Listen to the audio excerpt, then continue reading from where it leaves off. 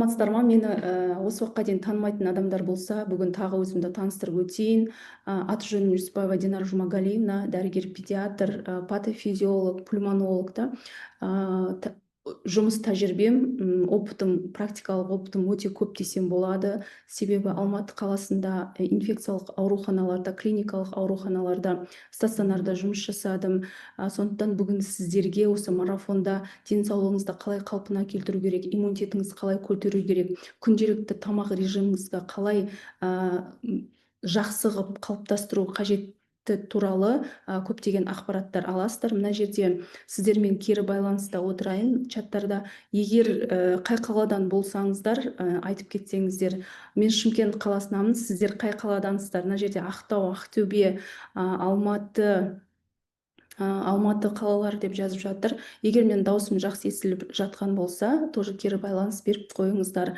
Бір минуттан кейін эфиріміздің негізгі бөлігін бастаймыз. Сондықтан бүгінгі эфирге қош келдіңіздер. Кешегі эфирден алған пайдалы нәрселеріңіз болса, инсайттарыңыз болса, тоже чатқа жазып кетсеңіздер болады. Себебі кешегі эфиріміз өте мықты эфирлердің қатарына жатады. Себебі сіздер ағзаның қаншалықты дәрежедегі шылақтанғанын өздеріңіз осы жерде анкеталық тесттерді құру арқылы өздеріңіздің ағзаңыздың қаншалықты шылақтанғанын білдіңіздер да.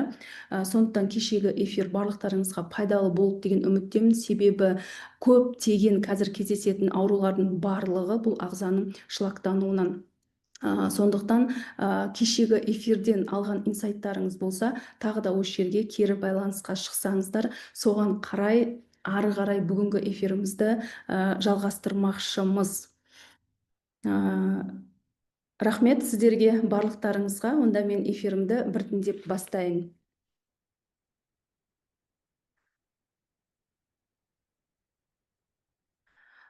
Мен өзім тағы да таныстырып өтейін да. Атым Жүсіпбаева Динара Жұмағалиевна, дәрігер-педиатр, ВОП дәрігерімін, пульмонолог, сонымен қатар фтизиатр да. Көбінесе мен иммунитетпен өте қатты жұмыс жасаймын да. Практикалық опытым үлкен кісілерден қарағанда жас балалардан көбірек, бірақ соңғы осы 3 жылдың ішінде үлкен адамдарда кездесетін именно инфаркт, инсульт, артериальное давление, асқазан, ішек жолдың аурулары, холестетит, панкреатит, запор да, и одан кейін артық салмақ, метаболизм бұзылысы бойынша осындай проблемаларды шешуді и осы проблемаларды емдеу бойынша практикам өте жоғары деп айта алсам. Сондықтан бүгінгі сіздер эфирде егер соңына дейін отыратын болсаңыздар, өздеріңізге қажетті өте пайдалы заттарды аласыздар да. Қалай денсаулықты алдын алу қажет деген сияқты. Кешегі эфир өте пайдалы болды деген үміттемін. Себебі ол біздің күнделікті ағзамыздағы жасырын сигналдарды анықтауға болатын мықты анкетаны жасап, сол жерде әркім өзінің ағзасының қаншалықты дәрежедегі зиянды екенін анықтап білді. Сондықтан бүгінгі эфиріміздің не туралы екенін сіздерге қысқаша айтайын да. Басында бүгінгі эфиріміз біз ас адамның арқауы демекші, тамақтануға өте көп көңіл аударамыз. Екінші, күнделікті азанғы, түскі, кешкі асыңызда күнделікті ішетін тамағыңыздың пропорциясы қалай болу қажет екенін сол тақырыптар бойынша талдаймыз да. Себебі біздегі статистика, медицина статистикасына қарасақ, көптеген аурудың себебі ол астан. Сондықтан бүгін біз тамақтану режимін, тамақтану пропорциясын көбірек талдаймыз. Сонымен қатар осы тамақтану кезінде адамдардың көп жіберетін қателіктері, и сонымен қатар осы эфирдің соңында сіз дұрыс нені білесіз да, сіз өзіңіз дұрыс тамақтануды білесіз, қалай күнделікті азанғы, түскі, кешкі асыңыз қалай болу керек екенін білесіз да. Осы білім басқа диетологтар өте үлкен қаражатқа сатып алып оқып жатқан болса, бүгінгі эфирде сіздер оны тегін осы жерде менімен бірге үйреніп шығуға сіздерге мүмкіндігі бар. Сондықтан барлықтарыңызды осы эфирдің соңына дейін болуларыңызды сұранамыз да, и өте өздеріңіздің денсаулықтарыңызға қажетті пайдалы ақпараттарды аласыз. Егер барлықтарыңыз жиналған болса, мен уже эфир Бастаймын да. Енді ас адамның арқауы демекші, бүгінгі эфирімізде көп бөлігін осы тамақтануға арнаймыз. Себебі денсаулықтың басты көзі ол тамақ. Себебі біздің күнделікті осылай сөйлеуіміз үшін, жүруіміз үшін, қимылымыз үшін бізге не қажет? Энергия қажет та. Машинаға бензин қажет сияқты біздің энергия көзіміз ол тамақ. Сондықтан бізге тамақ энергия, бірінші күш-қуат береді. Сондықтан тамақ арқылы, егер дұрыс тамақтану болса, біздің гормондарымыздың тепе-теңдігі бір қалыпта сақталып тұрады. Сонымен тамақ жақсы ішетін болсақ, көңіл күйіміз көтеріліп келеді да. Айтады ғой да, егер адам ашулы болса, яғни аш деген белгісі да. Сондықтан барлықтарыңыз осы эфирге тамаққа жақсы тойып, кешкі астарыңызды ішіп, бүкіл зейіндеріңізді маған қарай аударып келдіңіздер деген үміттемін. Сондықтан егер дұрыс тамақтанатын болсақ, сіздің метаболизміңіз дұрыс болады, и артық салмақ деген проблема сізде болмайды. Сондықтан осы тақырыптардың барлығы осы бүгінгі эфирде толығымен талқыланады. Кері байланыстарыңыз үшін өте рахмет. Мына жерде сердечко кетіп жатыр да, лайк кетіп жатыр. Сондықтан сіздер менімен бірге болып, маған қолдау жасатқандарыңыз үшін сіздерге алғысым шексіз да. И бүгінгі эфирде барынша Алла тағала сіздердің зейіндеріңізді ашып, өте пайдалы ақпаратпен кетсеңіздер, ол ақпарат сіздерге тек қана ақпарат болып қоймай, сол алған білімдеріңізді күнделікті өмірде пайдалану арқылы денсаулықтарыңызды тамақ арқылы жақсартуға болатын туралы ақпараттарды білесіз. Бізде медицинада осы тамақтану ғылымын зерттейтін сала ол диетология да. Сондықтан сіздер бүгінгі диетологияның ең бір қажетті, маңызды білімдерін аласыздар. Бірақ енді бізде өкінішке орай адамдардың барлығы айтады, мен диетологқа бардым, менің азанғы, түскі, кешкі асымды, рационымның барын дұрыстады, бірақ қанша тамақ жесем де денсаулығымды қалпына келтіре алмай жатырмын деген ақпараттар бар да, адамдардан естиміз да. Сондықтан бүгін осы тақырыпты да тағы да осы жерде талдайтын боламыз да. Осындай бір қалай десем болады, сөз тіркесін. Енді біздегі тамақтанудың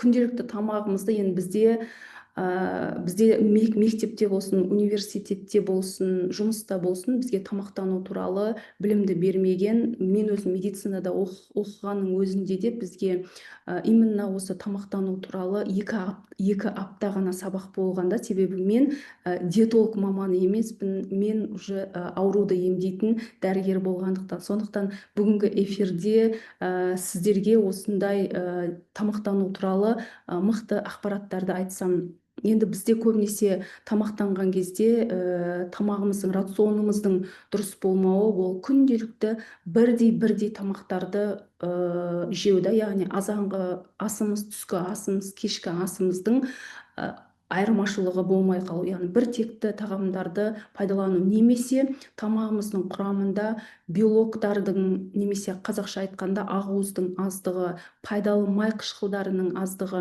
немесе перекустарды көп жасауымыз, одан кейін стресс, ұйқы, бұның барлығы біздің тамақтану рационымыздың дұрыс еместігінің белгісі болып табылады. Сондықтан бүгін біз міндетті түрде осы күнделікті асымыздағы тамақты тереңірек талдаймыз да.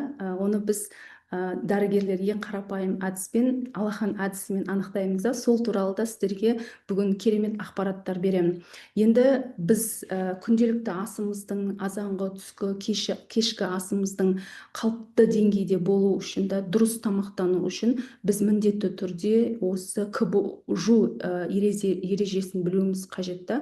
Қазақша белок, май, көмір, су ережесі деп айтамыз да.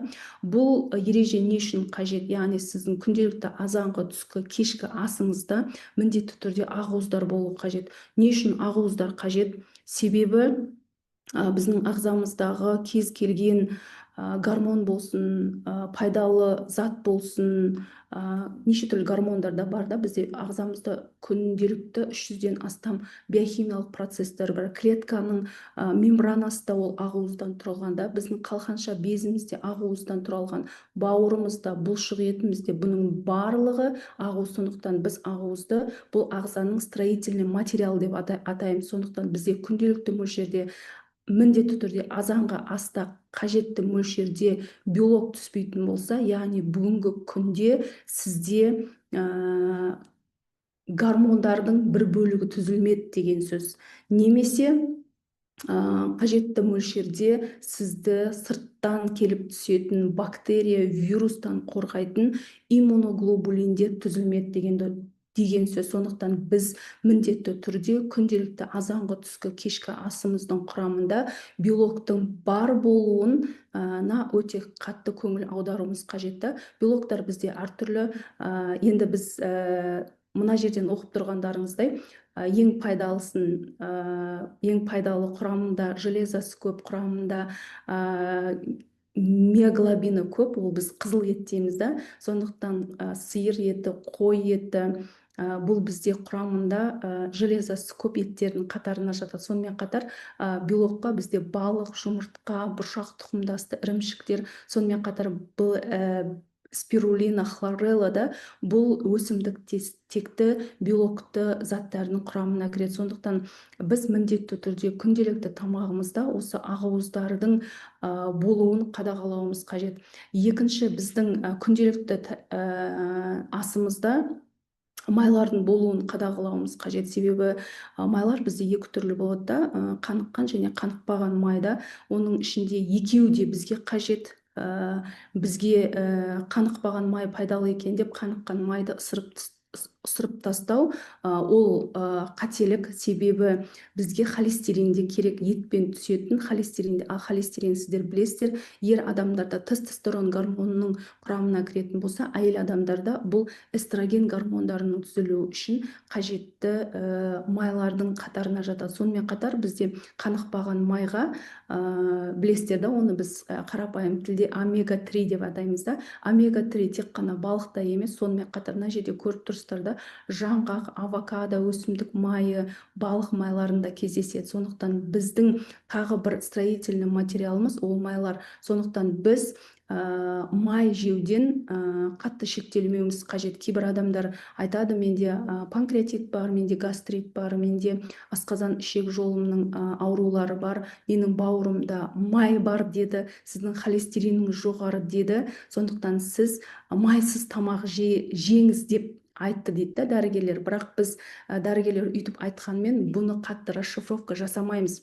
Сондықтан сізге күнделікті мөлшерде холестериннің де түсіп тұруы қажет. Себебі менің практикамда болды, ер адамда, мен көбінесе мен практика айтқанды жақсы көремін. Практикамда болды, ер адамның әлсіздігі да қанда холестериннің мөлшері нормадан өте қатты түсіп кеткен. Себебін сұрасам, ол кісі майсыз тамақтануға көшкеніне 5-6 жыл болыпты. Яғни еттің майын жемейді, мүлде майды қолданбайды, өте аз мөлшерде қолданады. Соның әсерінен ағзада осындай майлардың жетіспеуінің әсерінен еркектік гормондардың түзілуі төмендеген да. Ол деген сөз еркектің белсіздігіне алып келеді. Гормон жоқ болса, ер адамның гормоны аз болатын болса, конечно, олардың сперматозоид түзілуі да, ұрықтандыру қабілеттері төмен болады. Сондықтан біз дәрігерлер майсыз тамақ жегенде біз әрқашан не істеуіміз керек екенін уточнить етуіміз керек та, қандай порцияда қалай жеуіміз қажет деп. Сондықтан бізде холестериндердің ағзаға түсуі да қажетті. Немесе кейбір адамдарда мынандай көзқарас бар, менде артық салмақ жоқ, мен арықпын, бірақ маған жировой гепатоз деді. Немесе бауырыңыз май басқан деді. Мен негізі май жемеймін дейді да. Сондай түсініктер де бар да. Бұл да дұрыс түсінік емес, себебі ол адамның рационы дұрыс емес деген сөз. Яғни бізге не екен, қажетті мөлшерде қаныққан да, қанықпаған да майлар күнделікті түсу қажет. Себебі олар болмаса біздің гормондарымыз түзілмейді, гормональный дисбаланс болады. Сондықтан біз майларды еш уақытта рационымыздан алып тастамауымыз қажет. Енді бұл май туралы айтатын болсақ өте көп та, себебі соңғы кезде қазіргі адамдардың барлығында не үшін да өттері қоюланғанда, өттің бөлінуі нашар. Бұның бәрінің себебі күнделікті рационда таңғы аста қажетті мөлшерде майлы тағамдардың жемеуінің әсерінен. Себебі біз азанғы уақытта тұрған кезде, егер бізді бас бармағымызбен осындай көлемде сары май жейтін болсақ, ГХ майын жейтін болсақ, немесе авокадо жейтін болсақ, сонымен қатар жаңағы ляны масло, жаңғақ жейтін болсақ, бұл біздің майлы ас жеген кезде өтіміз бөлініп, өттің сұйылуына алып келеді. Ал қазіргі адамдардың бәрі таңғы асқа тек каша жеп алады, оның бетіне май салмайды. Сондықтан барлығымызда осы өттің қоюлануы, холецистит, панкреатит деген симптомдардың барлығы осы біздің таңғы асымыздың именно дұрыс болмауының әсерінен. Сондықтан сіздер міндетті түрде таңғы аста тарелкамда белок бар ма? Екінші нені ойлауыңыз қажет екен, мен май жеп жатырмын ба деген сияқты. Енді біз көмірсу деп қазіргі уақытта адамдардың барлығында, біз енді қазір мен алдыма келген адамдардың барлығына айтам, сіздің диетаңыз көмірсулы диета деп та. Себебі өкінішке орай біздің күнделікті рационымызда майдан қарағанда, белоктан қарағанда көмірсулардың деңгейі өте жоғарыда. Яғни біз нан қолданамыз, бешбармақ жейміз да, немесе әртүрлі тәтті нәрселерді жейміз. Бұның барлығы көмірсулардың қатарына жатады. Бірақ көмірсуды да біз мүлде жемеу керек екен деп шектеп тастауға болмайды. Себебі қажетті мөлшерде бізге фруктоза деген заттар, бұл біздің ұйқы безінің жұмысына, ұйқы безінің гормондарының құрамына осы көмірсулардың молекулалары кіреді. Сондықтан бірақ біз қандай көмірсуларды таңдауымыз қажет екен? Тез сіңетін емес, жаймен сіңетін көмірсуларды пайдалануымыз қажет. Яғни оларға мына жерден қарап тұрсаңыздар, көкөністер, жемістер, жармалардың білесіздер да, бидай деген сияқты да, әртүрлі соларды қолдансаңыздар болады. Сондықтан біздің күнделікті асымызда осы заттардың болуы сіздің денсаулығыңыздың несі кепілі. Енді мына жерде бізде интерактивный тақта беріліпті. Пайдалы ма, зиян ба деген да. Сіздермен кері байланысқа өтіп кетсем, себебі мына жерде менің ғана сөйлей беруім ол дұрыс емес та. Пайдалы, зиян ба деген сұрақты сіздерге қойып, мына жерден кері байланыс жасасақ. Мына жерде мысалы келтіріпті да, ақнан ол пайдалы ма, зиян ба да. Сіздер үшін егер пайдалы болатын болса, мына жерге плюс қойсаңыздар. Ой, керемет, біздің аудиториямыз өте осознанный да, денсаулығына өте қатты білетін, қарапайым тағамдық ережелерді білетін адамдар екен. Көпшілігі мына жерде зиян деген сұраққа жауап берді. Сондықтан сіздердің осындай кері байланыстарыңыз үшін өте қуаныштымын да. Барлықтарыңыз, бүкіліңіз дұрыс жауап бердіңіздер. Пайдалы деген адамды көрмедім. Барлықтарыңыз зиян деп жауап беріп жатсыздар. Әрине зиянда. Енді келесі тағы бір не, ол авокадо. Авокадо ол бізге пайдалы ма, зиян ба?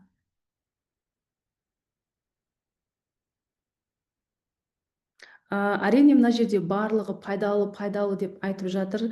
Мен де айтар едім, бұл авокадо өте пайдалы. Себебі авокадоның құрамында бүкіл омега-3 өте пайдалы майлардың деңгейі өте жоғары. Сондықтан сіз күнделікті таңғы аста, біз Аллахан ережесі бойынша бас бармағыңызбен бір авокадо жейтін болсаңыз, сіз күнделікті көлемдегі бүкіл гормондардың түзілуі үшін строительный материал бердіңіз деген сөзді. Сондықтан біз міндетті түрде азанғы таңғы аста осындай пайдалы майлардан қосатын болсақ, өтіміздің де жұмыс істеуі жақсы болады. Сонымен қатар бауырдың да детоксикациялық уды шығару қабілеті жақсарады. Сонымен қатар именно пайдалы май қышқылдар біздің асқазан ішек жолындағы именно бифидо лактобактериялар үшін қоректік зат болып табылады. Сондықтан біз таңғы аста осындай пайдалы тағамдарды қолданатын болсақ, азаннан кешке дейін энергияға өте қалай десем болады, энергияға толы, бүкіл алдыға қойған мақсаттарыңызға барлығына жете аласыздар. Енді тағы бір сұрақ, енді қазір кез келген адам болмаса да көпшілігіміздің дастарханымызда пісірілген, қақталған өнімдер бар да. Яғни бұны да барлықтарыңыз білесіздер, зиян, да, зиян, ағза үшін өте зиян. Не үшін? Олардың құрамында біріншіден менің практикамда өте бір оқиға есіме түсіп кетті. Оны айтқаным да дұрыс шығар.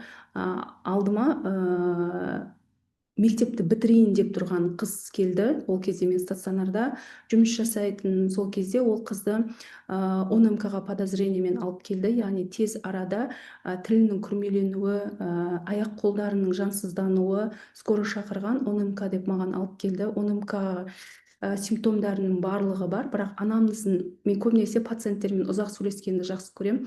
Анамнезін сұрасам, не жедім десем, бүгін сол күнделікті осындай шұжық өнімдерін жедім. Тағы кімдер жеді деп, үй ішіміздің барлығымызбен жедіміз. Кім жеді? Анам, әкем жеді. Қазір кіммен келдім деген кезде анасымен келді. И анасынан да сұрадым. Анасы, сізде осы өнімдерді жедіңіз ба, сізде бір қандай бір өзгеріс болды ма деген кезде анасы былай айтты маған, менде де осындай бір тілім жансызданған сияқты симптом болды, бірақ ол кетіп қалды. Бірақ қызымның жағдайы бір жарты сағаттың ішінде, бір сағаттың ішінде күрт нашарлауына байланысты скоро шақырдық деп та. Мен ол кезде, конечно, егер бір үйде екі адам бірде осындай шағымданса, біз өте грозный ауруды күдіктенеміз, яғни ботулизмді. Өкінішке орай біз ол қызды дұрыс диагноз қойсақ та алып қала алмадық. Ол қыз, мамасы сонша жылады. Дәрігер, білесіз ба, менің қызым алтын белгіге бітіретін еді, енді қазір комада жатыр деп та. Сондықтан біз осындай консервированный өнімдерден өте аулақ болуымыз қажет та. Сондықтан біз егер жеп жатқан тамағымызға күнделікті өте қатты мән беретін болсақ, осындай үлкен осложнениесі өте ауыр аурулардың алдын аламыз. Сондықтан мына жерде осы жағдай өмірімдегі осындай үлкен бір отбасының қайғысы туралы мысал есіме түсіп кетті да. Сондықтан біз осындай консервированный өнімдерден барынша аулақ болғанымыз дұрыс. Себебі олардың құрамында көбінесе ботулинотоксиндер өте қатты көбейеді. Сондықтан ол адамның ағзасына түскенде бірден паралич, қолдың, аяқтың, сөйлеуіңізде, көруіңізде осындай қабілеттеріңіз бұзылуына 30 немесе 1 сағат жеткілікті. Ол микробтың ағзаға түсіп, соншалықты тез көбеюіне сіздің ағзаңызға жарты 1 сағат өте жеткілікті. Сондықтан осындай өнімдерден барынша қауіпті екенін біліп, воздержаться етсеңіздер, көп аурудың алдын аласыздар да. Сондықтан барлықтарыңыз бұл жерде өте дұрыс жауап беріп жатсыздар да, зиян деп та. Сондықтан, конечно, аулақ болған дұрыс. Енді мына жерде тағы да бір сұрақ бар екен да, тәтті газдалған сусындар пайдалы ма, зиян ба деп та. Енді бұны барлықтарыңыз білесіздер да, оның зиян екенін да. Себебі қазір балдардың арасында менің бірге оқыған группаласында Наурызбаева Ұлжалғас деген кардиолог, қазір осы Түркістан қаласында. Сол кісі, мен кардиолог болмаймын дейді да. Мен айтамын, не үшін деймін да. Сөйтсем, қазіргі жастар өте осындай газированный өнімдерді ішкенінен күнде маған осындай жүрегінің тахикардиясымен, инсультпен, инфарктпен өте жас балдар маған келіп, соларды қараған кезде мен уже шыдай алмаймын депті. Сондықтан бұндай заттар өте ағзаға, жүрекке өте қатты әсерін тигізгендіктен бізде не үшін 17 жаста, 18 жастағы балдар инсульт, инфаркт алып қалып жатыр да. Оның бәрі осы сусындардың құрамындағы қоспаларға байланысты. Сондықтан бұл сусындардың бір жаман жері, олардың құрамында фосфаттар, электролиттердің деңгейі өте қалыпты емес. Фосфаттар көбірек болғандықтан біз ол сусындарды ішкенде ағзамыздағы ең пайдалы кальций мен магнийді вымывать етіп тастайды, ағзадан шығарып тастайды. Сондықтан біз егер 1 стакан кола ішкен болсақ, яғни біз 1 апталық ағзамыз тастқа түскен кальций, магний, тағы да пайдалы микроэлементтеріміз цинк, селен деген сияқты қалқанша безінің жұмысына жақсы, жыныс органдарының жұмысына қажетті микроэлементтерден сіз айырылдыңыз деген сөз. Сондықтан қазіргі балдардың барлығында СДВГ дейміз ғой, СДВГ гиперактивный балдар. Не үшін? Себебі олар күнделікті сок ішеді, күнделікті осындай сусындар ішеді, ол сусындар олардың ағзасынан осы именно кальцийді, магнийді шығарып тастағандықтан олардың орталық жүйке жүйесінің дамуы өте нашар, осындай симптомдар пайда болады. Сондықтан сіздерді осындай зиянды тағамдардан бас тартуға бүгінгі марафонымыз соған арналған, осындай заттардан аулақ болсаңыздар. Зиян екенін біліп тұрсамыз да ішеміз ғой дейді. Енді ол сіздің таңдауыңыз. Егер өміріңіздің соңында сау болып Алла тағалаға бүкіл мүшеңізді сауып тапсырғыңыз келетін болса, онда қазірден бастап күн бірден емес, біртіндеп азайтасыз да құтыласыз. Себебі біздің ағзамызға, мен айтам, біздің ағзамыз қалыпты жағдайда тамақ, ауа, су, осы 3 зат түсу қажет.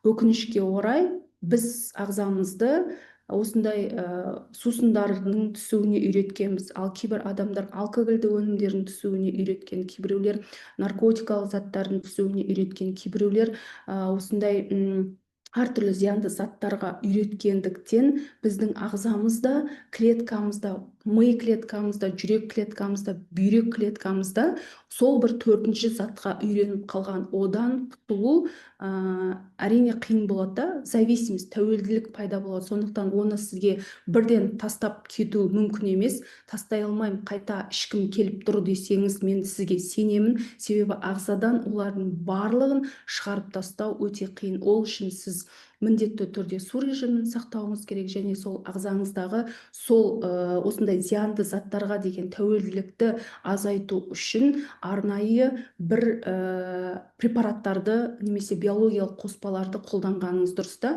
Ол өнімдер туралы мен қазір эфирдің соңында айтамын, біртіндеп келе жатырмыз да.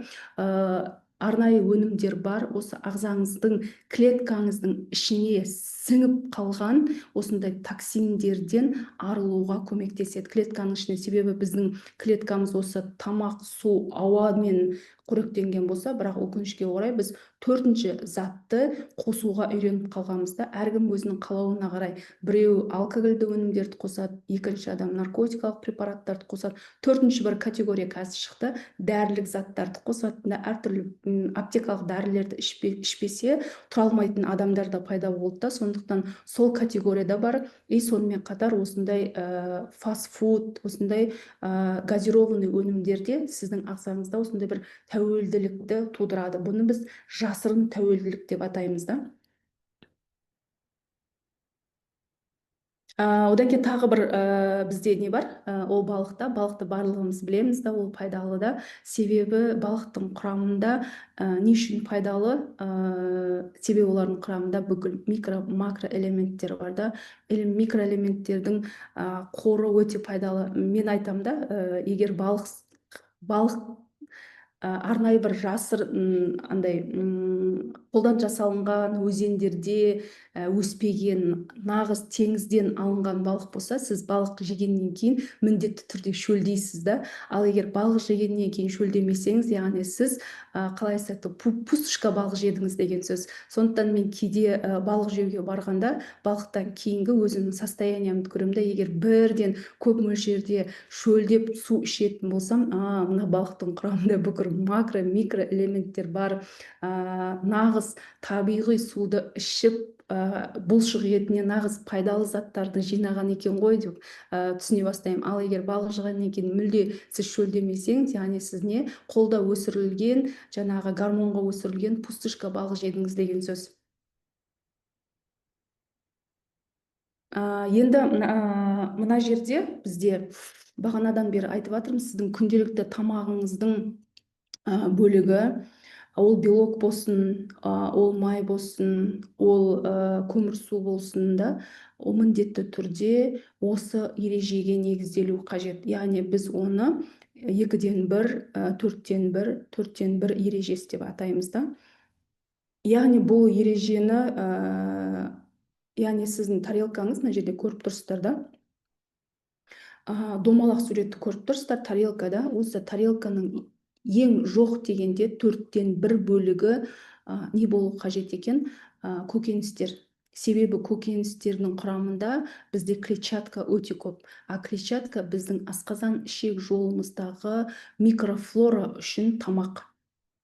Бізде егер фастфудтар оларды өлтіретін болса, осындай клетчаткалар, микробиоталар үшін, олардың өмір сүріп көбею үшін мықты тағамдық көз болып табылады. Сондықтан біз оны қарапайым тілде, егер әйел адамдары алақанмен толтырып 2 алақан көкөністі алатын болса, жинап алатын болса, яғни ол сәбіз болсын, ол шпинат болсын, ол брокколи болсын, ол жидектер болсын да, осы алақанына толтырып 2 алатын болса, сіз яғни таңғы астағы осы клетчатканың несін, пайызын не істедіңіз деген сөз, толтырдыңыз деген сөз да. Сонымен қатар бізге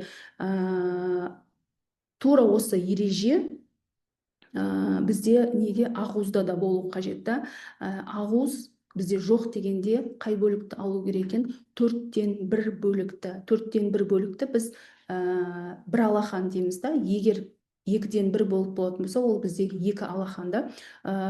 Осы алақаныңыздың көлемінде, әйел адам болса, осы 1 алақанның көлемінде, ер адам болатын болса, осы өзінің алақанның 2 бөлігіндей не жеу керек екен? Белок жеу керек екен да.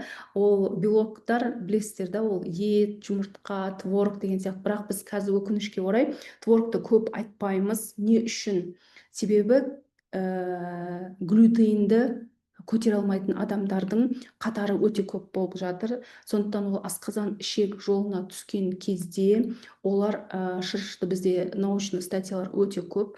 Аутоиммунный процестің туындауына байланысты именно сүтті өнімдерді, ол сүт болсын, айран болсын, творог болсын да, бұл асқазан ішек жолына түскенде асқазанның шырышты қабаттары не істейді? Шырышты қабаттарында воспаление тудырады. Яғни оны біз синдром дрявого кишечника дейміз. Яғни сіздің бүгін тамағыңыздың, біздің кез келген ақуыз болсын, май болсын, көмірсу ыдыраған кезде біздің ағзамызда улы заттар, ол барлығымызда түзіледі. Хотим или мы оны не хотим, бәрібір міндетті түрде түзіледі. Бірақ ол сіздің өтіңіз, қан тамырыңыз, лимфа жүйеңіз, теріңіз, бүйрегіңіз, асқазан ішек жолындағы жаңа лакта, бифидобактерияларыңыз дұрыс жұмыс жасаған болса, күнделікті сіздің ағзаңызда қалыпты жағдайда түзілген радикалды заттарды не істейді? Асқазан ішек арқылы шығарады, немесе тері арқылы шығарады, тыныс алу арқылы сыртқа шығарамыз. Бірақ өкінішке орай біздің ең улы заттарды шығаратын органымыз ол ішек болғандықтан, көбімізде қазір мен Шымкентте прием қабылдаймын. Сол кезде біз БРТ диагностикасын жүргіземіз. Мен алдыма осы уақытқа дейін примерно 2000 адамдай БРТ-ға түсірген болсам, сол 2000-да дисбактериоз бар да. Дисбактериозы жоқ адамды мен кездестірген жоқпын.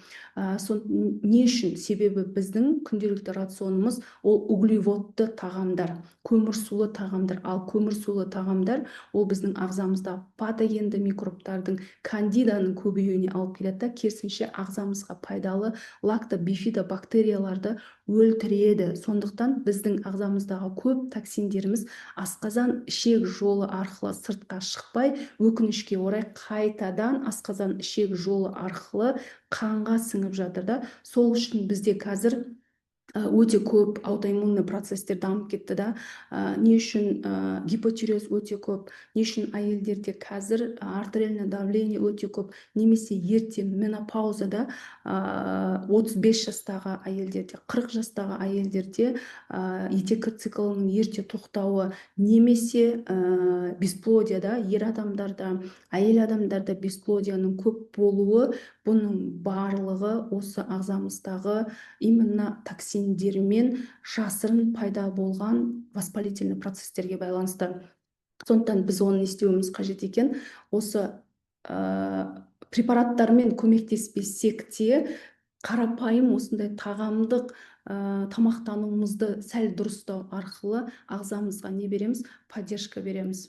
Сондықтан міндетті түрде біз осы тамақтану режимін, осы тарелканы дұрыс жинауымыз қажет. Сондықтан бүгін сіздерге мен осыны түсіндіріп жатырмын да, келесі енді бізге көмірсу зиян екен деп көмірсуды мүлде шектеп тастауға болмайды. Ол да біздің тәрелкеміздің 1/4 бөлігін құрау қажет. Яғни айтып жатырмын ғой, біздің ұйқы безінің пепсин ферменті болсын, кез келген амилаза ферменті болсын, олардың құрамына не кіреді? Фруктоза кіреді. Ал фруктоза ол сложный углевод деп айтаймыз да. Ал егер олардың белгілі бір мөлшері ағзаға түспейтін болса, яғни бүгін сізде майды ыдырататын амилаза ферменті түзілген жоқ деп айтамыз. Сондықтан біз міндетті түрде сіздердің тарелкаларыңыз не болу керек екен? 2/1 бөлігі міндетті түрде көп бөлігі көкөністер болу керек екен, 4/1 бөлігі бізде белок болу керек та, 4/1 бөлігі бізде көмірсу болу керек, и бас бармақта не болу керек? Май қышқылы болу керек. Сол кезде ғана сіз азанда, түсте, кешке 3 мезгіл тамағыңызды толық ішсеңіз, ағзадағы зат алмасу процестерінің барлығы дұрыс жасап, ағзаңыздағы бүкіл биохимиялық процестерге қажетті строительный материалдарды ала аласыздар. Бірақ біздің қазір адамдардың көпшілігі жасырын емес та, азанда да, түсте де, кешке де полноценный тамақтанбаймыз. Азанда тұрып жұмысқа жүгіреміз, жұмыс кезде дұрыс тамақ, кешке келіп толығымен тойып тамақтанып аламыз да. Бұл өте үлкен қателік, себебі біз тамақтың ең насыщенный тамақты таңғы асқа таңғы және түскі асқа қоюымыз керек та. Кешкі, түнгі асқа біз аз тамақтың мөлшерін қалдыруымыз қажет. Сондықтан бізде қазір именно көп адамдарда тамақтанса да ағзасында көптеген проблемалардың пайда болуы именно осы тамақтанудың дұрыс болмауымен. Енді егер сіз ойлаңызшы да, менің да күнделікті тарелкем дұрыс болу үшін маған уақыт жетпейді, шынымды айтсам. Азында тұрып жүгіремін да, ол үшін кәдімгі бір жұмыс қой, бір адам занят болу керек та. Сіздің азанғы асыңызды жинап беруге, сіздің түскі асыңызды жинап беруге, сіздің кешкі асыңызды жинап беруге. Сондықтан қазіргі кезде полноценный диетаны сақтау, полноценный тамақтану барлығымызға өте бір қиын жағдайда. Енді мен күшті деп айта алмаймын да, рационымды да, бірақ кейде қиын.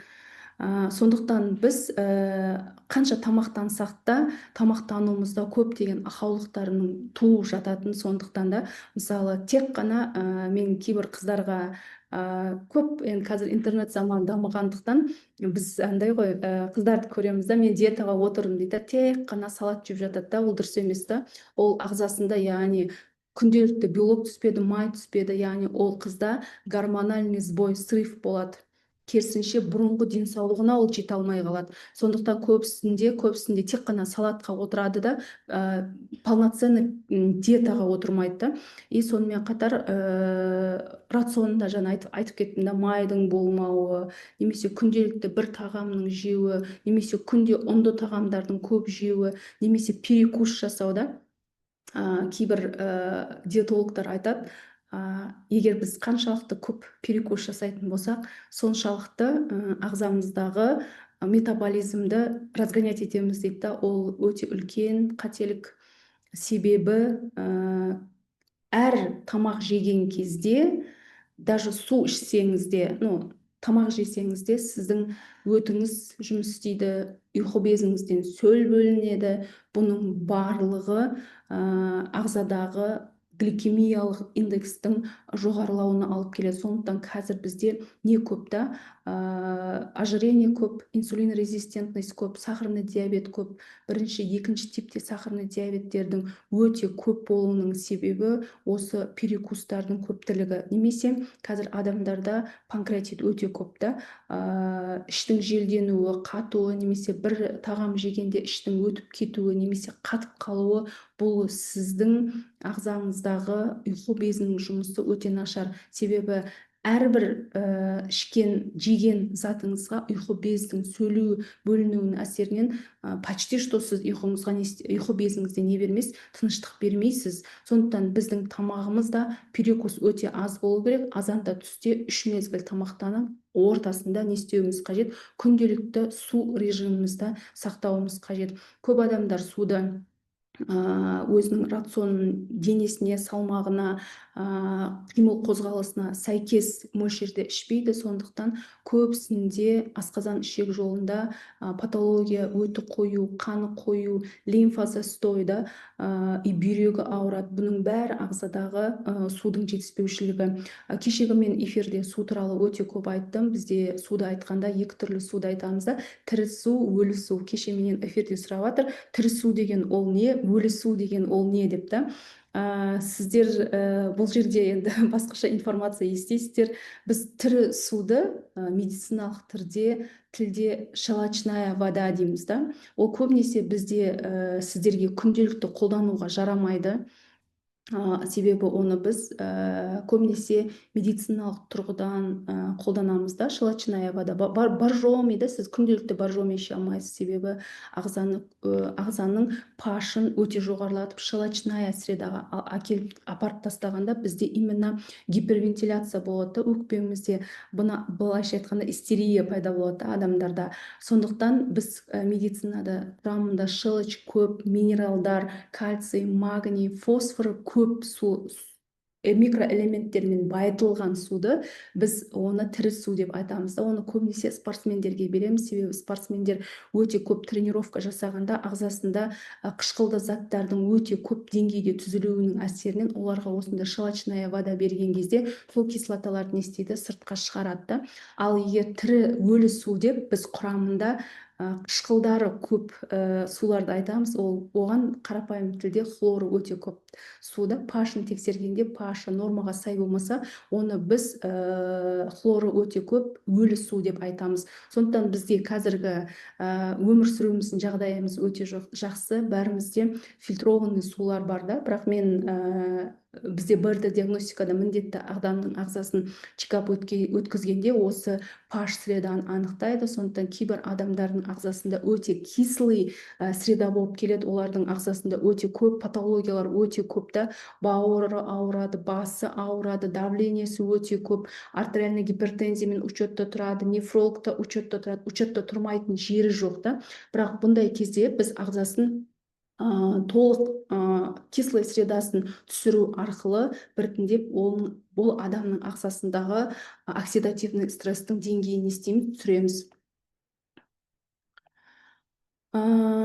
Сондықтан біз енді бұл жерде сіздерге тамақтанудың қаншалықты пайдалы екенін да, күндізгі асыңыз, түскі асыңыз және кешкі асыңыздың қаншалықты, қалай десем болады, үзбей уақыттылы ішудің пайдасын түсіндіңіздер деген үміттемін. Себебі мен мынандай адамдарға өте таңғалам. Азанғы тамақты ішпей, түскі тамақты ішем деген адамдарға мен кәдімгідей таңғалам да. Сонда ол адамда азанғы өмірі жоқ па деп та. Себебі біз міндетті түрде азанғы асты ішпей, қазақта мақал бар ғой да, азанғы асты өзің іш, кешкі асты жауыңа бер деген сияқты. Сондықтан осы қағиданың барлығы дұрыс айтылған. Себебі осының барлығы уже қанша жылдан бері келе жатыр да. Ас адамның арқауы, бүкіл аурудың бәрі астан деген сияқты да. Сондықтан сіздер міндетті түрде азанғы, түскі, кешкі астың режимін сақтауыңыз қажет. Рахмет кері байланыстарыңыз үшін. Сондықтан бізде енді айтып жатырмын да, күнделікті біз тамақтансақ та, кез келген белок болсын, ақуыз болсын, көмірсу болсын, мына ішкен суымыздың әсерінен, судың ыдырауынан, белоктың ыдырауынан, көмірсудың ыдырауынан біздің ағзамызда не пайда болады? Свободный радикалдар. Медициналық түрде свободный радикал дейміз, ал сіздердің тілдеріңізде ол шлактар. Шлактар туралы толық біз ақпаратты кеше бердік. Сізде кездесетін, мысалы қазір кездесетін барлық адамдарда кездесетін симптомдар артық салмақ, қант диабеті, артериальный гипертензия, бас ауруы, шашағыштық, тамақтанғаннан кейін ұйқының келуі, күндіз ұйқы басу немесе түнгі ұйқының жоқтығы, одан кейін асқазан ішек жолындағы іштің қатуы, іштің өтуі, іштің желденуі немесе іштегі ауырсынулар, сонымен қатар терідегі әртүрлі дерматит болсын, аллергия болсын, псориаз болсын да, денеміздегі, бетіміздегі қара пигментті дақтардың немесе өте ауыр дәрежедегі ағзаның шлактанғанының белгісі бұл адамның қазанда тұрған кезде аузынан жағымсыз иістің шығуы, немесе терлеген кезде жағымсыз иістің шығуы да айтады ғой, нәрестенің иісі өте керемет. Біздің өміріміздің соңына дейін осындай иіс болу қажет, бірақ өкінішке орай біз әртүрлі тамақты жеу арқылы өзіміздің табиғи иісімізді не істегенбіз, бұзғанбыз да. Сондықтан осындай симптомдардың барлығы бұл сіздің ағзаңыздағы шлактарының деңгейінің өте жоғары екендігінің белгісі да осы симптомдар. Сондықтан біз сіздерге керемет шешімді ұсынбақшымыз да, ол біздегі морская фармакология да, морская фармакология программасын ұсынбақшымыз. Яғни ол өнімдердің қатарына бізде ашытаба өнімі, застера өнімі и кардиомарин өнімі жатады. Бұл программаның не үшін маңызды? Себебі біз күнделікті дұрыс тамақтансақ та, бәрібір біздің ағзамызда улы заттардың түзіліп, солардың жиналмауына ешкім гарантия бере алмайды. Себебі ол бізде процесс. Әр нәрсе, зиянды заттар термен шығу керек, сөйлеген кезде дыхание, тыныс алу арқылы шығу керек, немесе зәр шығару жолдары арқылы шығу керек, немесе үлкен дәрет арқылы не істеу керек, сыртқа шығарылу қажет. Бірақ өкінішке орай бізде қазір адамдардың барлығында дисбактериоз болғандықтан ол заттар керісінше сыртқа шықпай не істейді, қанға сіңеді. Қанға сіңуінің әсерінен сізде жоғарыда айтып кеткен симптомдардың бәрі болмаса да бір 5-6-ы міндетті түрде кездеседі. Себебі менің алдыма келген адамдардың барлығында мен шаршай берем, әлсізбін, ұйқым нашар, басым ауырады, буындарым қақсайды дейді, терім қышиды дейді, көз көруім нашарлап кетті, есте сақтауым нашар, шашым түсіп жатыр. Енді список жалыпты естісем, мен деген, ой, сізбен бір 2 апта емес, сізбен кем дегенде бір 6 ай жұмыс жасау керек екен ғой деймін да. Себебі тек қана ол кісінің панкреатитін ғана емдеу ол дұрыс емес. Тек қана холециститін емдеу дұрыс емес. Тек қана артериальный гипертензиясын емдеу дұрыс емес та. Ол адамға қалай қарауымыз керек? Комплексті түрде қарауымыз қажет та. Сондықтан бізде кейде дәрігерлердің бір минусы да, жүрегі ауырса кардиологқа жібереді, асқазан ішек жолы ауырса гастроэнтерологқа жібереді, бүйрегі ауырса нефрологқа жібереді. Бір-бірімен ешқандай байланыс жоқ да. Сондықтан бізде қазір медицинаның тағы бір саласы дамып жатыр. Оны біз интегративная медицина, яғни сізді бір адамды, тек бір ғана адам емес, сізді комплексні қарайтын мамандар шығып жатыр да.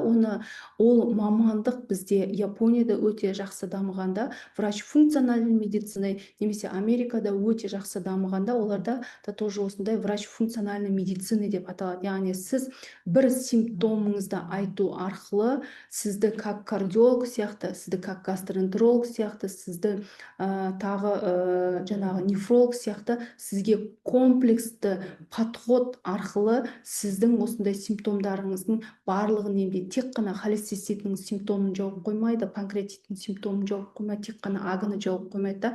Сіздегі аурудың себебін анықтап, сол себебіне қарай жұмыс істейтін дәрігерлер қазір бізде шығып жатыр да. Оны мен барлық эфирімде айта берем да. Енді біздің сізге ұсынып отырған программамызда именно сізді тек қана бір асқазан ішек жолыңызды емес, бүкіл органыңызды комплексті қарауға мүмкіндік, емдеуге, ауруларыңызды, асқазан ішек жолыңызды, жүрек қан тамыр, лимфа жүйеңізді комплексті түрде тазартып, сіздің ағзаңыздағы ауруларыңыздың себебінен айырылуға мүмкіндік беретін осындай программаны ұсынбақшымын да, ем схемасын ұсынбақшымын. Ол ем схемасының құрамында бізде 3 зат бар: ашытаба, кардиомарин, изостера да. Енді сіздерге осы ашытаба туралы мен қысқаша айтып кетсем, себебі ашытабаны мен не үшін жақсы көремін да, себебі айта берем, аутофагия процесін белсендіреді. Біздің ағзамызда қалыпты жағдайда процесс бар, ол аутофагия. Кез келген зиянды зат болсын, кез келген онкологиялық клетка болсын, кез келген бір зиянды бөлшек болсын, біздің ағзамызда фагоцит, макрофаг деген жасушалар бар. Солар не істейді? Сол зиянды затты жейді да сыртқа шығарады.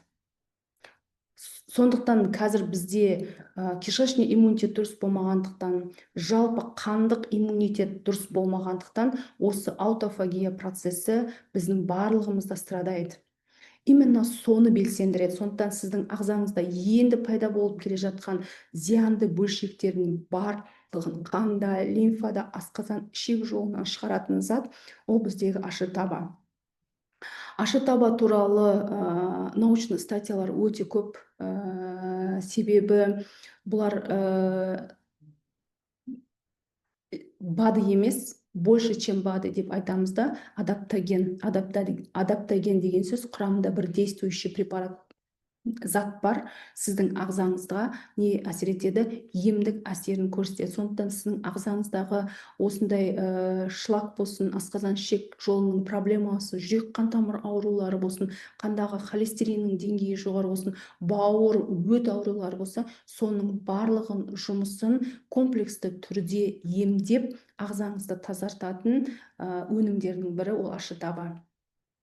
Енді біздегі ем схемамызға осы застера өнімі жатады да. Застера, бұны біз медицинада пребиотик деп атаймыз да. Екінші атауы пребиотик деген сөз, бұл асқазан ішек жолындағы дисбактериозды емдеуге арналған препараттарда.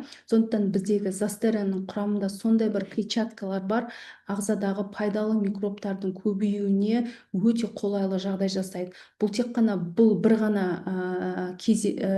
әсері емес, сонымен қатар застера асқазан ішек жолы, қан тамыр, лимфадағы ауыр металдарды, бүкіл токсиндерді өзімен байланыстырып сыртқа шығаратын мықты өнімді.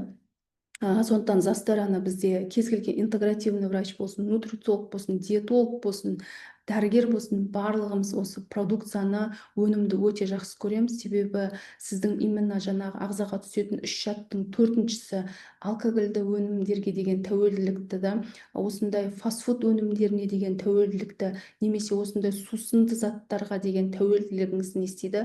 Азайтады. Сондықтан біз көбінесе бұны осындай бір тәуелділігі бар адамдарға 3 ай, 6 айлық курспен ішкізетін болсақ, сол тәуелділігінен айырылуға мүмкіндігі бар. Сонымен қатар застерада научный статья бар, себебі қазір балдардың арасында ЗПР, ЗРР өте кең етек алды. Оның себебі жүктілік кезінде әйел адамның ағзасындағы ауыр металдарының көптігінің әсерінен. Сондықтан кім жүктілікті жоспарлап ататын адамдарға, әйел адамдарға осы застерамен курс өтетін болса, болашақта ағзасындағы токсическая нагрузканы азайтуға мүмкіндік береді. Сондықтан жылына 2 рет біз міндетті түрде профилактикалық мақсатта ішуіміз қажет, емдік мақсатта ол басқаша. Келесі өніміміз ол кардиомаринда. Бұл да біздің ағзамыздағы токсиндерді ыдыратуға көмектесетін препарат. Себебі бұның құрамында да белсенді зат бар да. Фибриндерді ыдырататын, тромбтарды ыдырататын, кез келген құрт болсын, микроб болсын, кандида болсын, зиянды патогенді микробтардың оболочкасын не істейді, ыдыратады. Сондықтан бұда научный статьялар бар, прямо противогрибковый противопаразитарный действиясы өте жоғары. Сондықтан бұл тек қана ағзадағы микробтарды, бактерияларды өлтіріп қана қоймай, сіздің қан тамырларының бойыңызда жиналған тромбтарды немесе онкологиялық клеткаларды не істейді, біртіндеп мүжіп, соларды не істейді, сыртқа шығарады. Сондықтан біздің программа осы 3 өнімнің жиынтығынан құралғанда. Мына жерге кері байланыс беріп кетсеңіздер, осы программа туралы мен тағы да сіздерге ақпарат пайдалы болса, мына жерге кері байланыс берсеңіздер, бұл программаны алғанда сіздер қандай нәтижеге қол жеткізесіздер да, бұны өту не үшін қажет? Себебі мына жерге осы эфирге келген әрбір адамда белгілі бір симптом бар да, дәрілік заттарды ішіп жүрсе де ауруынан айығамай жүрген адамдардың легі қазір өте көбейіп кетті да. Ана жерге барады, мына жерге барады, ананы қолданады, мынаны қолданады да, сөйтіп жүрген адамдардың легі өте көп. Сондықтан біз ондай адамдарға міндетті түрде ағзадағы инфекционная токсическая нагрузканың степенін анықтап, сол степеніне қарай осы программаны ұсынамыз. Себебі бір тамақтану арқылы бүкіл ауруыңыздан құтылу мүмкін емес. Енді оны бізде сол үшін диетология деген ғылым шықты ғой да. Сонымен диеталардың неше түрі шығып кетті. Кетогенді диета, басқа диета деген да.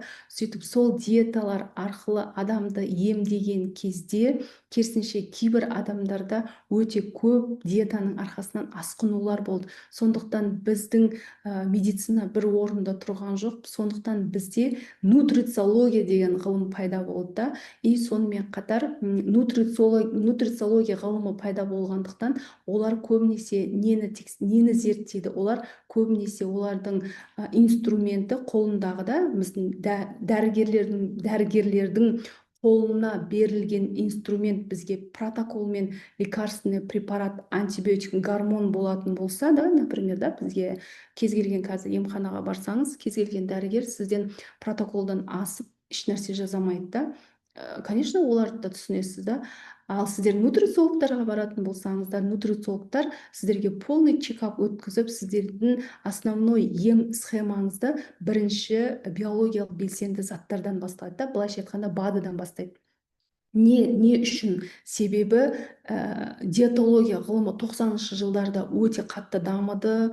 Сол кезде адамдарды диетаның әсерінен емдеуге тырысты, бірақ оның эффектісі өте төмен екеніне ғалымдар көз жеткізіп, яғни кез келген тағамдық заттың ішінен концентрированный өнімді алып, егер адамның ағзасына жетпей тұрған дефициттерді толтыратын болсақ, ол адамды тез сауықтыра аламыз деп медицинаның тағы бір саласы дамыды, ол бізде нутрициология.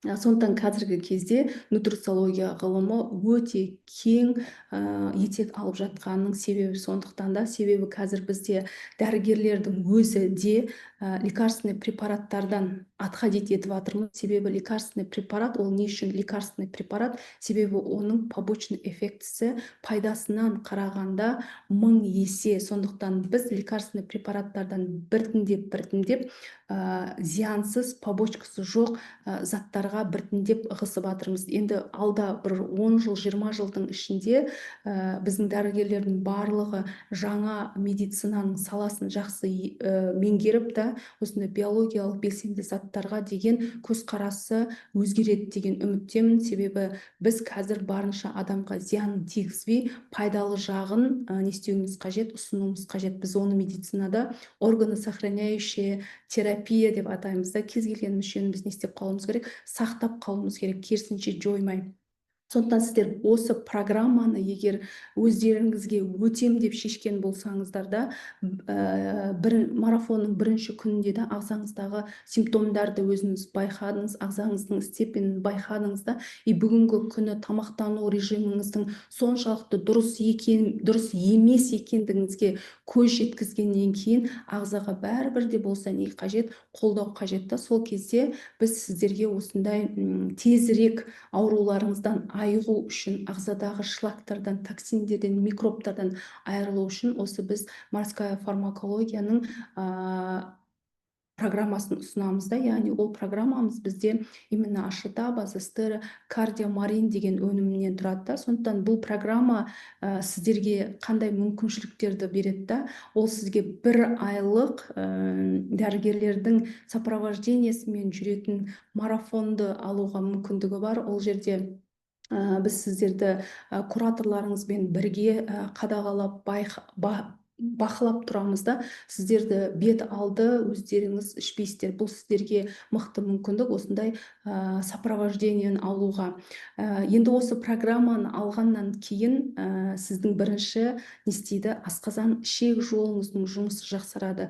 Дисбактериозды емдейсіз, кандидадан құтыласыз да, патогенді микробтардан, глисттардан, бактериядан, хронический воспалениені шақырған микробтардың барлығынан құтылуының әсерінен кейбір адамдар өзінің аллергиясынан, псориазынан да, тері ауруларынан айығады.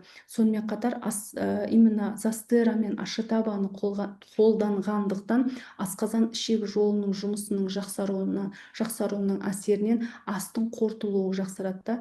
Тамақ арқылы түскен пайдалы заттар не істейді? Асқазан ішек жолы арқылыңыз ағзаңызға сіңеді. Сондықтан бүкіл дефициттерді не істейсіз? Тамақ арқылы да жабуға мүмкіндік туындайды. Мен Ашитабаның тағы бір несін айтпаппын, пайдалы қасиетін. Қазіргі кез келген адамда стресс өте көп. Именно Ашитаба бізде қандағы кортизолдың деңгейін не істейді? Төсіреді. Стресстің алдын алады да. Соның әсерінен адамдардың ұйқысы дұрысталады. Ұйқы дұрыс болса, біздің көңіл күйіміз жақсы болады да. Сондықтан осы программадан кейін сізде именно денсаулығыңыз жақсаруының әсерінен осындай дұрыс ұйқыңыз дұрысталады, метаболизміңіз жақсарады, денеңіздегі артық жағымсыз иістер кете бастайды, теріңіз тазарады, буындарыңыздың ауырсынуы азаяды да. Сонымен қатар қан айналымыңыз жақсарады да. Кейбір адамдар айтады, аяқ қолым всегда мұздай, ол не үшін дәрігер дейді. Мен айтамын, сізде қан айналым нашар ғой, енді не дейсіз маған деймін да. Сөйтіп кардиомаринді айтсам деп ойланады да. Мен айтамын да, өзінің ауруының шешімін айтып тұрған кезде адамдардың кері тартуы ол бір білімсіздік деп білемін да. Себебі біз дәрігерлердің міндеті сіздің ағзаңызда болып жатқан аурудың себебін анықтап, сол себебіне әсер ететін дәрі-дәрмекті ұсыну. Бұл өнімдердің бір плюсы сіздің ағзаңызға зиянды әсер етпейді. Басқа мүшелеріңіздің жұмысын төмендетпейді да. Сол жағынан өте пайдалы осы программаны өту. Сонымен қатар бізде практикада адамдар бар да, осы Ашитабаны мен 3 ай ішкеннен 16 килограмм тастадым деді, өзі дәрігерді. Сондықтан осындай проблемалар болса, сол проблемаларыңыздың тезірек жазылуына мүмкіндік туғызатын осы біздегі морская фармакология схемасы.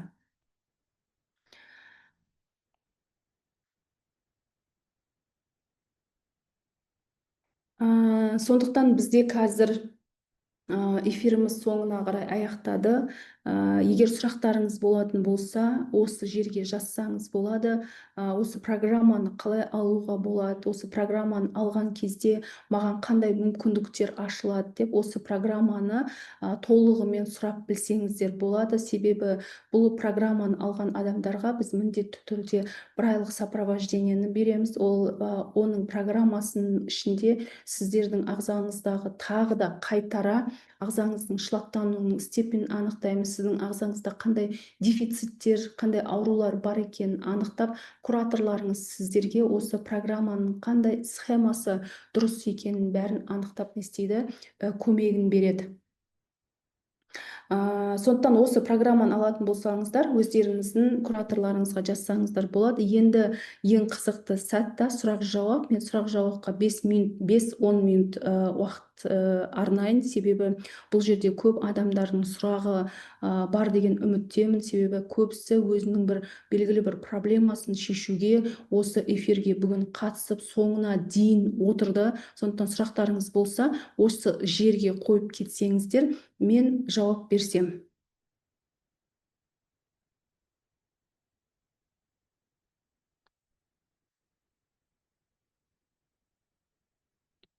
Осы программа шаш түсуге көмектеседі ма?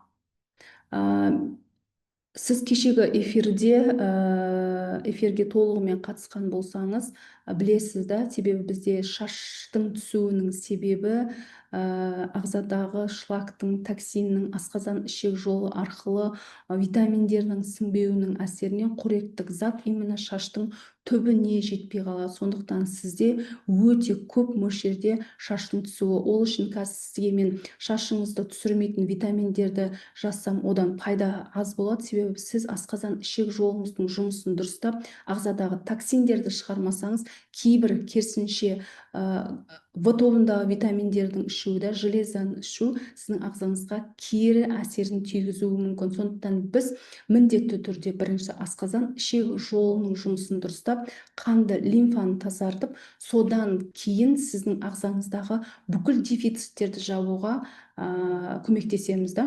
Бұл программаның барысында.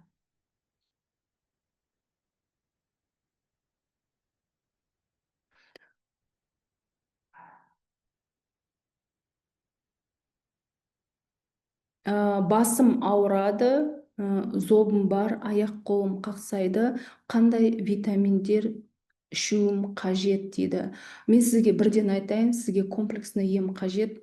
Сіздің зобыңызға мынау, буыныңызға мынау, немесе мынауыңызға мынау деп айта салу өте ол білімсіздік деп білем. Себебі сізді комплексті түрде сұрақ жауап алып, анамнезіңізді біліп та толық картинаны көрмесек, біз сізге көмектесе алмаймыз да. Сізге қазір мен бір витаминді ішсем, ол сіздің ағзаңызда керісінше кишечниктердегі патогенді зиянды микробтардың көбеюіне алып келіп, сіздің жағдайыңыз одан сайын қиындаса, мен не болам да. Сондықтан сіз міндетті түрде программаға келіп, кураторлармен комплексті сұрақ жауап алып, сіздің ағзаңыздың состояниесі қаншалықты дәрежеде екенін анықтап, соған сәйкес ем схема бергеніміз дұрыс деп білемін мен.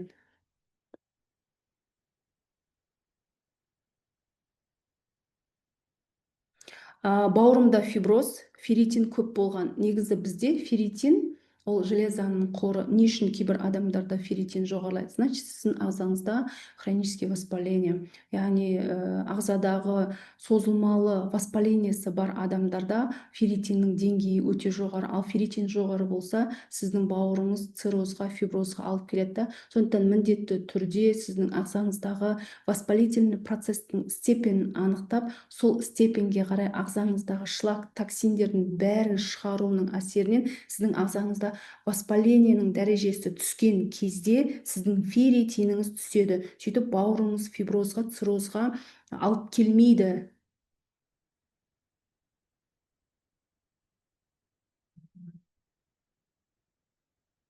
Аллергиядан қалай құтылуға болады дейді. Аллергия, мен сіздерге айтып жатырмын да, асқазан ішек жолының жұмысының дұрыс болмауының әсерінен ағзада ауа арқылы, тамақ арқылы, су арқылы түсетін токсиндер қанға өтуінің әсерінен не пайда болады? Бізде аллергия пайда болады. Сондықтан сізге міндетті түрде тазарту программасын өту қажет, асқазан ішек жолының жұмысын жақсарту қажет, қанды лимфаны тазарту керек и жаңағы аллергический токсический нагрузканы істету керек, азайту керек. Біздің программа сіздің аллергиясы бар адамдарға мықты шешім.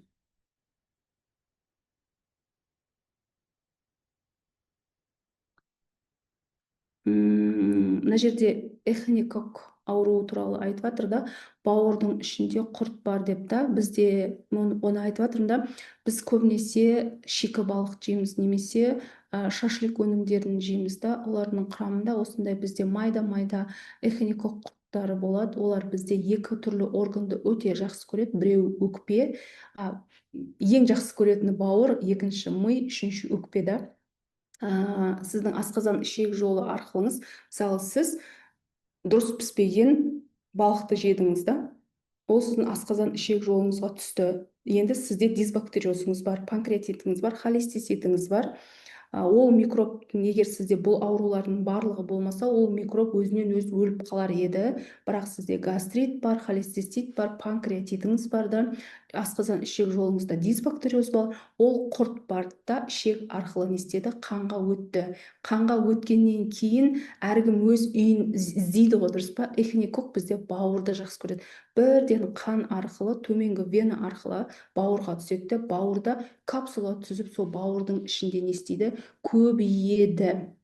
Екінші жақсы көретін органы ол бізде не? Ми. Одан кейін ең соңында өкпе. Сондықтан біз не істеуіміз қажет екен? Осы ағзамызда бізге Алла тағала берген табиғи барьерлердің қызметін жақсартуымыз қажет. Яғни бірінші бізде барьер ауыз қуысында, яғни сілекейлердің құрамында микробтарды өлтіретін заттар бар. Яғни сіздің ағзаңызда pH среда жақсы болатын болса, сол балық арқылы түскен микробыңыз ауызда өліп қалатын еді да. Одан өлмей асқазан ішек жолына түскенде, асқазан ішек жолыңызда сізде гастрит болмаса, холецистит болмаса, панкреатит болмаса, ол сол жерде өліп қалады. Бірақ өкінішке орай сізде холецистит, панкреатит бар, ол не істейді? Ары қарай ішекке өтеді.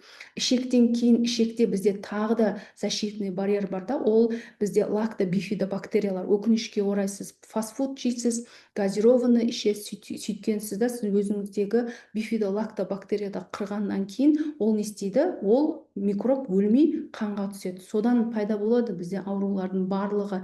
Бізде кейбіреулердің құрттарының көптігінің соншалықты қанға өтіп кетеді да.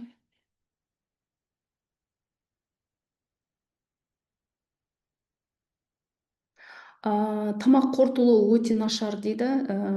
Тамақ қорытылуы өте нашар адамдарға бізде осы программаны өтсеңіз, асқазан ішек жолыңыздың жұмысын дұрыстап та, осы тамақтың қорытылуын не істейсіз? Жақсартасыз. Егер бұны жақсартпайтын болсаңыз, қорытылмаған тамақ асқазан ішек жолына барып, бұғады, сөйтіп ашыған жерде патогенді микробтар не істейді? Көбейеді.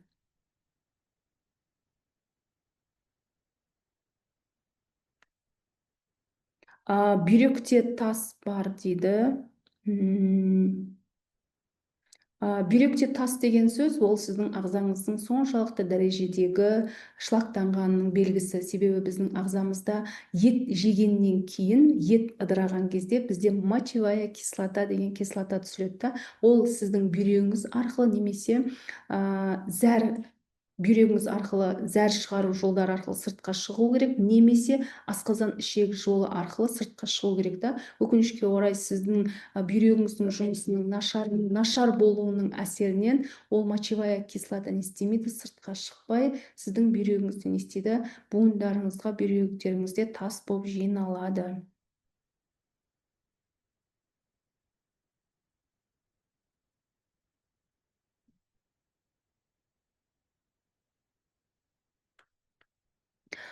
Егер сұрақтарыңыз болмаса, онда мен бүгінгі эфирді аяқтайын да, егер программа туралы толық білгім келемін десеңіздер, өздеріңіздің кураторларыңызға жазып, өзіңіздің денсаулығыңыздың жағдайына байланысты схеманы алып, дәрігерлердің сопровождениесімен бір айлық схемасын алсаңыздар болады.